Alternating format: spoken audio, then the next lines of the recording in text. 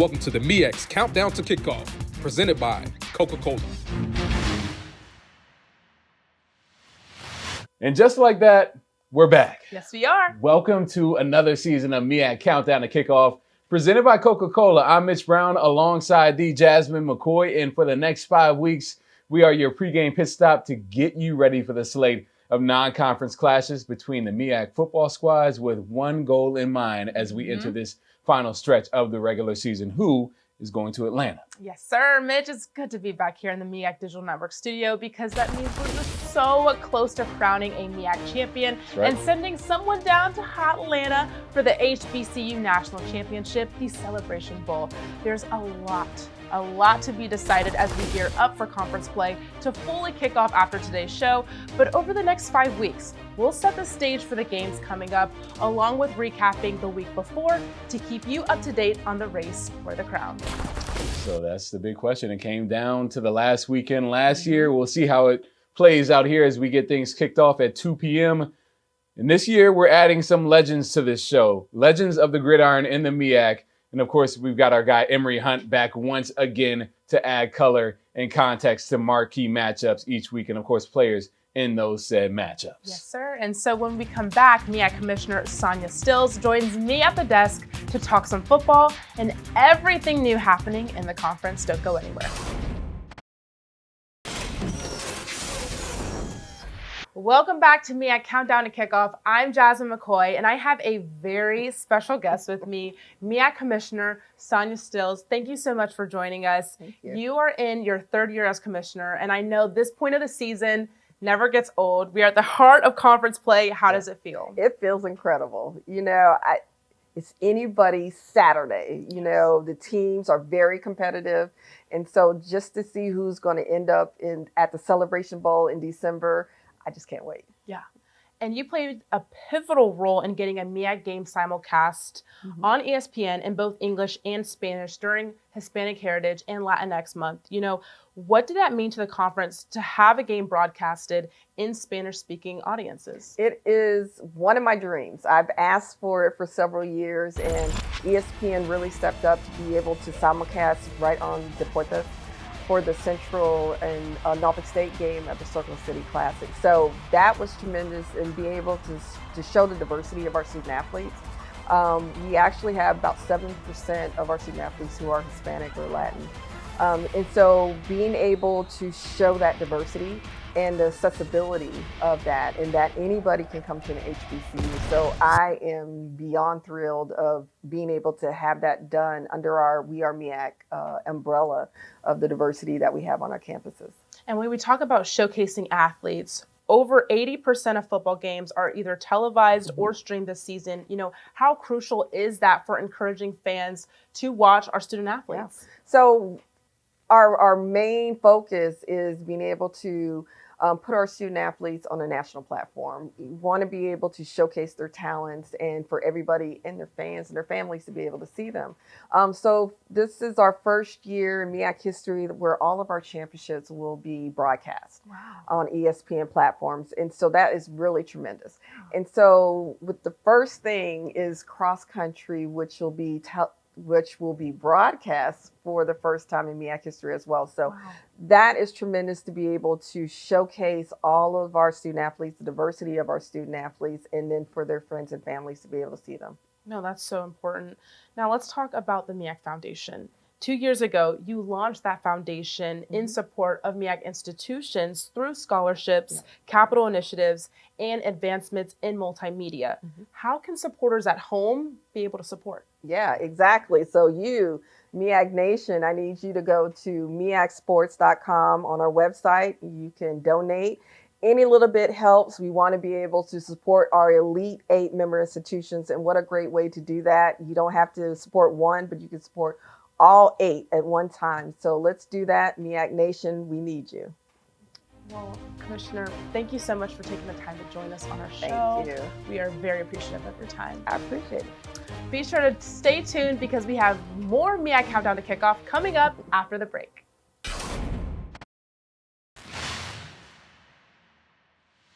Welcome back into MEAC Countdown to Kickoff on ESPN Plus and the MEAC Digital Network. Kickoff getting closer, and we appreciate you guys hanging with us at home. We're on the road to keep up with your beloved institution. Now, as we get ready for conference play to heat up this afternoon, let's take a look at last week's action, and it wasn't a heavy schedule for the MEAC. No, it wasn't. Last week was light for the conference. What can I say? South Carolina State picked up a big non-conference win over Fort Valley State, 30-3. The final score make it 3 straight wins for Tennis Berry's Bulldogs. Yeah, South Carolina State, they're surprising some people. First year for head coach Tennis Berry, a big one indeed for them going into homecoming down at South Carolina State. It was the 100th anniversary of homecoming for Howard last weekend in D.C. And look, the city was on tilt. I saw a little bit of it, not too much, but Tennessee State came through and got a 27-14 win over the Bison, who dropped to 3-4 on the year. Mitch, let's talk a bit about that South Carolina State win. Although the first quarter was scoreless, State put together 2 touchdown drives in the second quarter to give them some cushion. They scored 24 straight before Fort Valley State got on the board.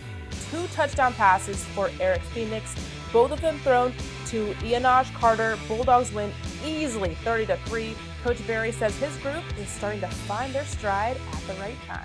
We're grateful to be on the winning side. Did we play our best football? No, we didn't, but we got the win. And it's good to be able to fix the things that, we need to fix with the victory. But I thought our defense played really well. I do. They held our offense has been scoring about 40, a game about every time they hit the field and held them to 3 points. So I thought our defense played very, very well. We really improved in the kicking game. Our kicking game had been kind of up and down throughout the year, and they really, really took those steps forward. And offensively, we just, like you say, we got off to a slow start. Didn't play the game we wanted to play this past week, and we've been playing pretty good on offense. But all in all, we achieved the victory, and that's the ultimate mission for us each and every week is to go 1-0, and we found a way to do that. Hey, we said watch out for SC State in the preseason. They've got a kennel of dogs out there in Orangeburg. Howard, meanwhile, had homecoming spoiled by Tennessee State. The Bison fell behind 13-zip before making it a 6-point game later in the third quarter.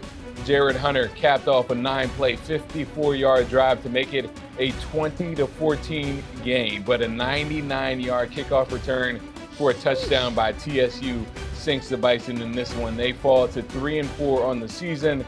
Head coach Larry Scott says it's about time for a bounce back after that one. We fought hard, played hard, not always smart, and made some critical errors and those things. But probably the way our defense stood up a lot of times and met some situational challenges and held them to 3 points or no points and got off the field. So great effort, played hard, didn't finish it, ran out of time, but quickly had to have a quick short-term memory. Right, fix it. Look at the things you need to do to get better. But man, it's time to go now. So immediately it was, got to rinse this one out and get ready to go to work. After that dominant performance against Fort Valley State last week, South Carolina State has swept the weekly honors. Ionaj Carter, your MEAC Offensive Player of the Week. Carter had those 2 touchdown catches and 82 yards total on the day. The Defensive Player of the Week is Kavon Chisholm. Their teammates Kyle Gallegos and Dyson Roberts were named Rookie and Specialist of the Week, respectively.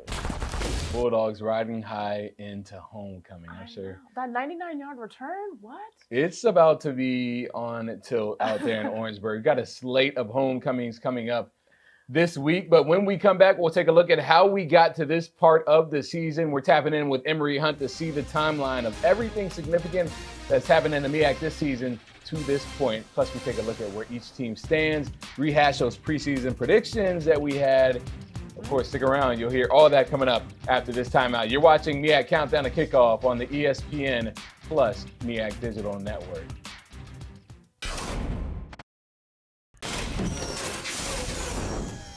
Welcome back to Countdown to Kickoff, presented by Coca-Cola. We are gearing up for conference play, so let's take a look at our standings as we head and finish up October. It's been an impressive start for North Carolina Central. We talked about this during Media Day. The Eagles will have something to say this season. Even with the need to replace the talent they lost last year, they're 5-2 to start the season. and they have a conference win over Norfolk State to their name. So South Carolina State right behind at 4-2. So that is why today's results will be something to watch in terms of who gets out to a good start in the conference wins and losses columns. And behind the Bulldogs are two teams at 3-4 on the year. It's Howard and Morgan State. They've had tough non-conference schedules, but I'm interested to see how they do against in-conference opponents. Behind MSU is Norfolk State at 2-6, followed by Delaware State at 1-6. So this is kind of, when we had the media days, we knew that there were going to be 3 to 4 teams in that hunt. It was going to be Howard. It was going to be North Carolina Central, Morgan State in the hunt, and also South Carolina State. We didn't know how Coach Barry's team was going to do in the first year of his tenure, but they're performing. They're 4-2, and they've got a chance just as good as anybody else to win this conference. So it's early, but a lot to figure out. A lot to figure out, and it's funny because it's exactly how we thought it would be. But for Central, they lost so many guys, and when I spoke to Trey Oliver on Media Day, he was talking about all the signees and how they've got some stuff to figure out, but, I think it's safe to say they have it figured out.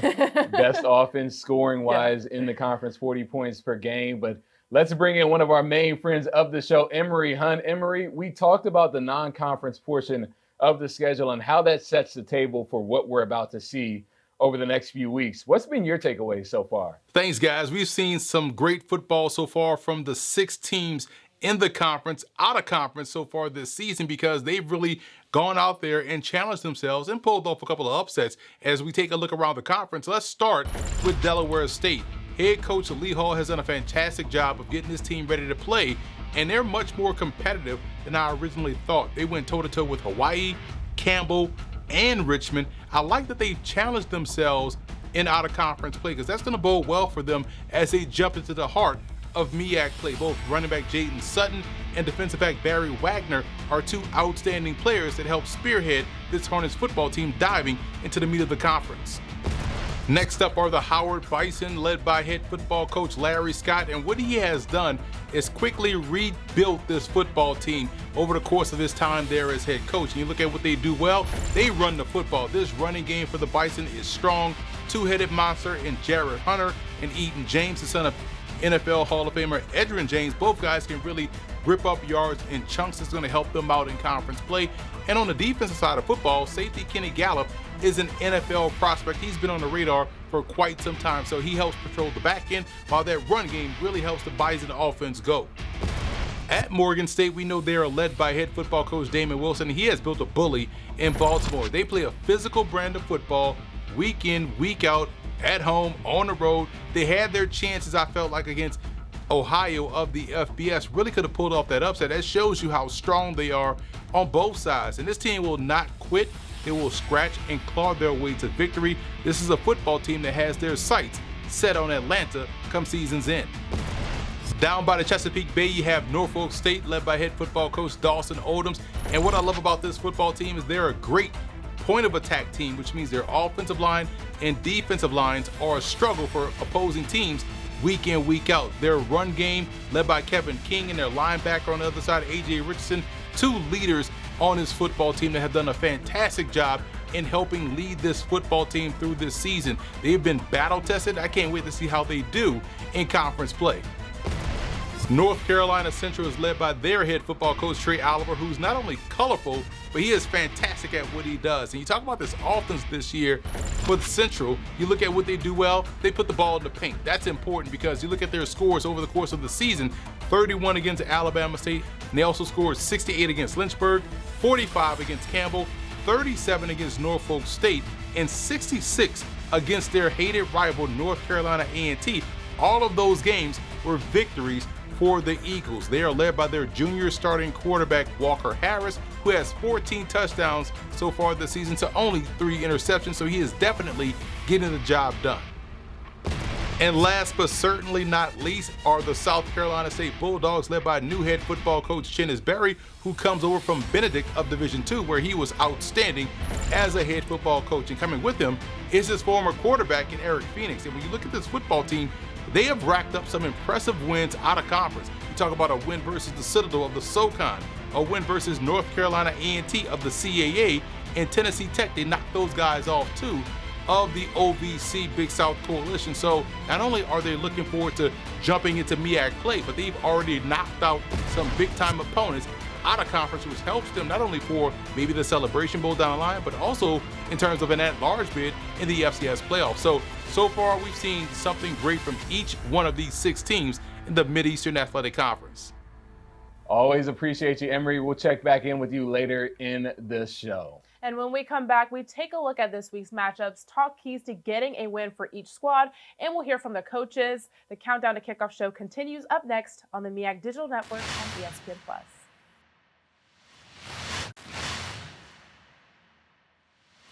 Welcome back in the MEAC Countdown to Kickoff, presented by our friends Coca-Cola. Mitch Brown alongside Jasmine McCoy. And Jazz, it's about that time to get into our matchups for Week 9. It's crazy to say Week 9, but I know. 3 conference games on the slate. All 3 of those games are homecoming games. So let's start with Howard coming down the road to take on Norfolk State.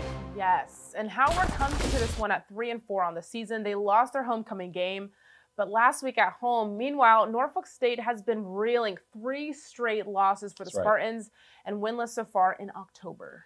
Yeah, it's been tough sledding for the Spartans and Coach Dawson Odoms and his team. It's interesting because they've been able to run the ball. They're 3rd in the conference in rushing offense. We've got a solid defense, right? Kevin King has been doing his thing for the Spartans on offense as one of the premier running backs in the conference.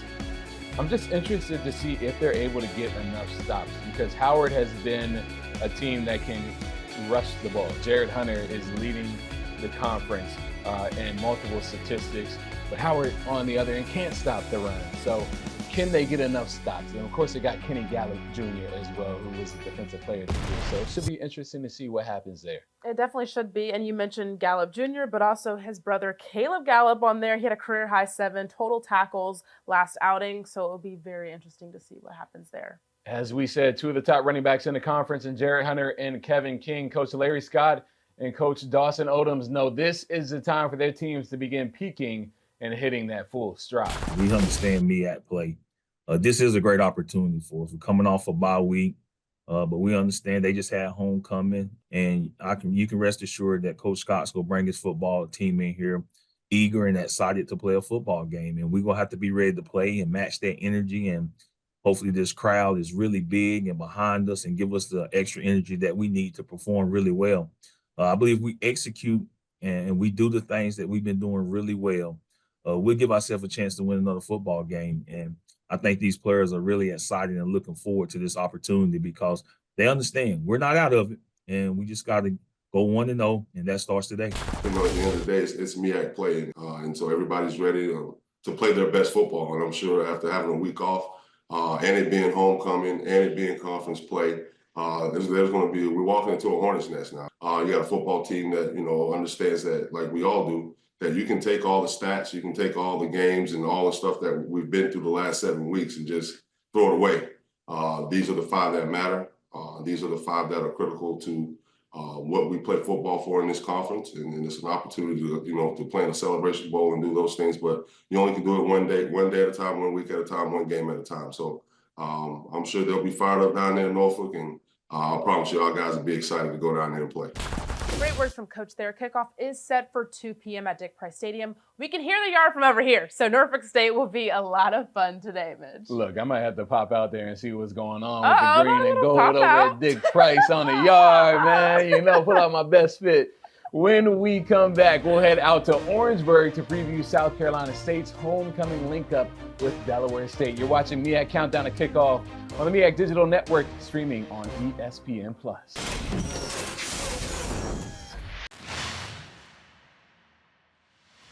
Welcome back to the MEAC Digital Network studio. Countdown to Kickoff, roll it on through. Our next matchup on the schedule today, a 3:30 p.m. kickoff between Delaware State and South Carolina State, Mitch. Homecoming down there in Orangeburg. They call it the livest homecoming as well. I would like to see it. But the Bulldogs, they're contended to win the conference this season, maybe quicker than some thought, as Chennis Berry in his first year has taken over the Bulldogs that Buddy Pugh raised and has them barking out there right now. So trying to get to 5-2. They've done it through the air. Eric Phoenix, one of the leading passers in the MEAC, is throwing that ball out there, averaging nearly 250 yards per game through the air. So he has gotten it done. They're averaging 25 points per game. So the offense is there. And they're leading the MEAC in yardage per game in total offense, 376 yards per game. But on the defensive side, they've also got the top rushing defense. So they're stopping the run. They're getting it done through the air. Delaware State, though, their defense is ranked last. So, Jasmine, I think in this game, the question is, can Delaware State put together enough stops? It's going to be rowdy in Oliver C. Dawson Stadium. It is going to be rowdy. We'll have to see. Let's listen in to Coach Lee Hull and Chennis Berry earlier this week on the weekly coaches conference call to give their insights on the game coming up soon. The biggest thing is homecoming, and I saw somewhere where they're ranked the #1 HBCU homecoming. You know, the crowd, we know it's going to be a hostile crowd down there. You know, but we played in some environments like that, like going to Hawaii and traveling all that way and playing in front of a big crowd. You know, the biggest thing for us is to take care of ourselves. You know, we can't worry about it being homecoming. You know, we got to take care of ourselves and make sure that we're prepared and we can go down there and play the best to our ability. We got to put good plans together, but we got to do things that our guys are comfortable doing that we're good at. And, you know, when you look at Dale, you know, they got a running back that's averaging like 6.3 yards per carry. He can dot the I and cross the T. And they have a dual threat quarterback. They can make it happen, you know, and do some really good things on the offensive side of the ball. Defensively, they're sound. But we have to make sure that we're prepared and make sure that we're all on the same page, same line, same sentence, same word, same level. So the Horns are still locked in on trying to play spoiler on homecoming day. But that atmosphere will be tough to play, I'm pretty sure, Mitch. Yeah, sidelines. I mean, they got a flag a couple of weeks ago. The Qs came on the field. I mean, it was a lot of commotion. Yeah, they're taking it a little bit too far. But we've both been to Orangeburg. We understand what that South Carolina State fan base is like on a regular Saturday. But you make it homecoming Saturday, going to be a movie out there for sure and a good game on hand. 3:30 p.m. kickoff in that one at Oliver C. Dawson Stadium. And when we come back, we're previewing the final matchup of the day, Morgan State at North Carolina Central. That's a big one. You're watching MEAC Countdown to Kickoff. The show continues after this timeout.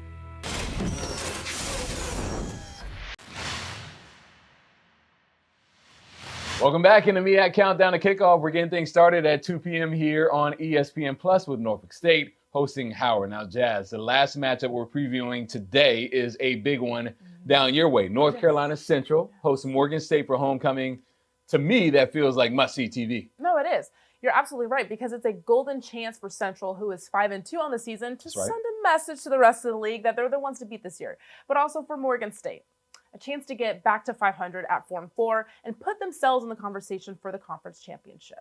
And that's a huge, huge aspect. And for Morgan State, if they can just get right on offense, they could win this game. It's going to be tough, though, because North Carolina Central, they've been cranking this season. And, you know, a couple of things are true here. Like I said, Morgan State has one of the best defenses in the conference. They're holding teams to 17 points a game, but this Central offense, again, putting up 40 points a game up on the board. That's the best in the conference. Yeah, and they've been taking care of the ball, Mitch. And Eagles quarterback Walker Harris has a league-leading 14 touchdown passes to just 3 interceptions this season. Running back Jamari Taylor leads the league with 9 rushing touchdowns. This game will come down to who can get enough stops. Both coaches feel like their teams are up for the challenge. I think that they're probably the team that poses the biggest problem to us. Talk about styles make fights, and I think the style of play has a lot to do with this matchup. And they were able to possess the ball last year and keep offense on the sidelines and you know, played really good defense. So it was a low-scoring game. And we've got to be able to get some stops early defensively to give our offensive opportunity to try to put some points up. But they're a very stingy defense. Coach Sewell has done a great job defensively, and that's what they've been known for. So, you know, we're trying to come with a scheme to be able to move the football and score some points. But this is a team I think that's kind of a thorn in our side as far as the matchup is concerned. Well, we know it's going to be a great atmosphere. You know, all the alums and supporters going to come out to see North Carolina Central. I'm quite sure our fans are going to travel and support us on the field. I mean, it's going to, like I said, it's going to be a physical football game. Their defense flies around, doesn't give up a lot of big plays at all. And offensively, they're hitting on all cylinders. You know, we have to play better. And their special teams unit are creating points as well and creating opportunities. So we have to play well in all 3 phases. to have a chance to win the ball game. But I'm excited about the opportunity. The guys came out yesterday, really seemed like they were rejuvenated, refreshed, had a couple of days off. So we're excited to get back out there tomorrow morning and prepare for Central. So a lot of talent coming up in this game, but it's a 3:30 kickoff, so there's plenty of time to sort this one out, Mitch. I'm glad you mentioned talent. So it's a perfect time to bring in our friend of the show, Emery Hunt, one more time. Emery, you're in the film room 24/7, trying to figure things out, see who's the players to stand out in games. So for this game specifically, who should viewers at home be looking out for? Thanks, guys. And listen, we have a monumental matchup here to kick off MEAC play between North Carolina Central and Morgan State, and they both have two legit prospects that you want to keep an eye on. Let's start with North Carolina Central and their outstanding tailback, Jamari Taylor, and what he has done so far this season: 594 yards on the ground, 5.1 yards a carry, and 9 rushing touchdowns. This guy can put the ball in the paint from anywhere on the field. He also helps out as a receiver. 15 receptions, for 138 yards and 2 scores. Now, on the Morgan State side of things, it's all about the defense and Elijah Williams and what he has done as a defensive lineman. Listen, I was on the broadcast for their game against MEAC, and there was a series within the third quarter, 3 straight plays on one drive. He made all 3 tackles. What a phenomenal job. He closed it out with a sack on the QB. So when you have a guy that I feel like can play anywhere along the defensive line and uses his hands rather well, shows the quickness off the ball, he is one of the more dominant, if not the best, defensive prospect in the HBCU ranks, and he lives right here in the MEAC. All right, thanks, Emery. When we come back, let's get to the fun part, and I think you know what I mean. Oh, yes, I do. Let's see if you've gotten better from last year. Okay. Game predictions plus a look at the race to the Celebration Bowl are coming up after the break. You're watching Countdown to Kickoff on the MEAC Digital Network, streaming on ESPN+.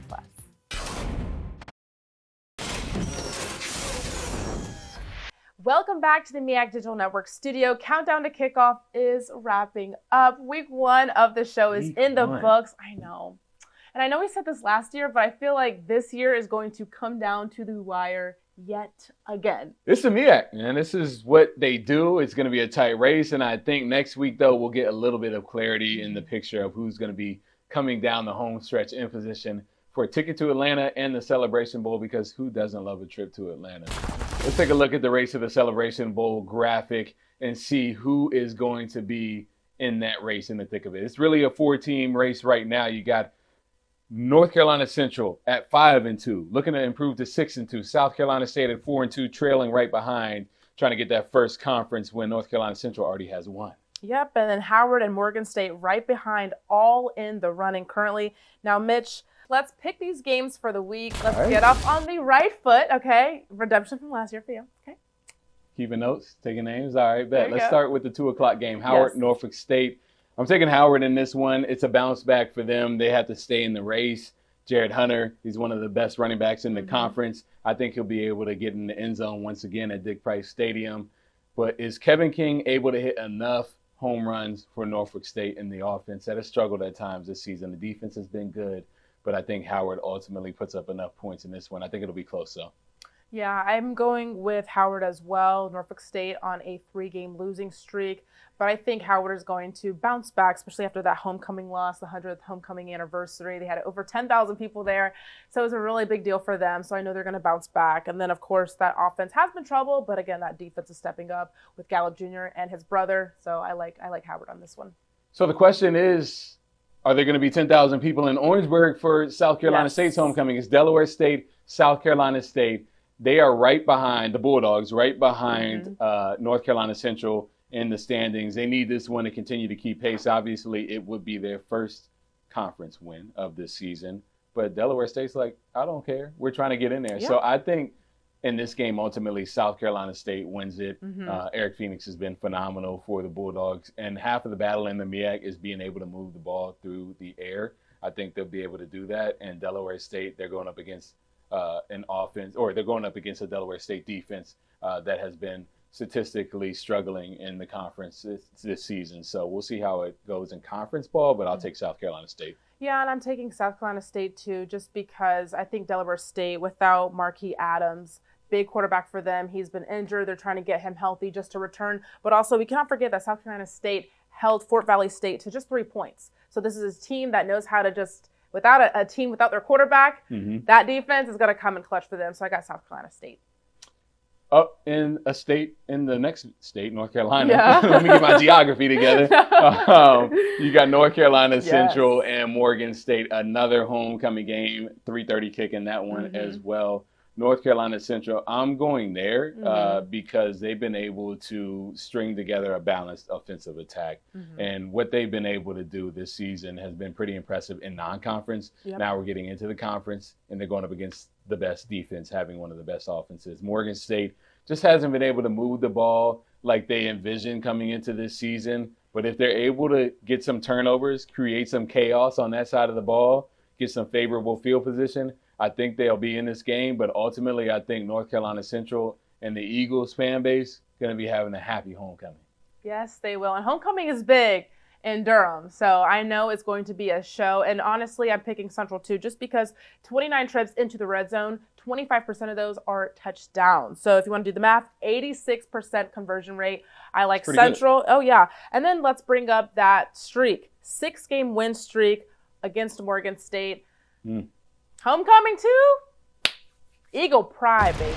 Look, we've got a great slate ahead of us next week. Listen to these matchups. Howard versus Delaware State. Take a look. Morgan State and Norfolk State battling it out. And the marquee matchup of the week, a Halloween showdown between North Carolina Central at South Carolina State next Thursday night. Scary season. Yes, it is. The Battle of the Carolinas. Thanks to everyone behind the scenes who made this show happen. You get the game ball this week. Folks at home, we appreciate you for tuning in and enjoy the games. Thank you, Grand Furniture, for these chairs. You're watching Countdown to Kickoff, presented by Coca-Cola on the MEAC Digital Network and ESPN+.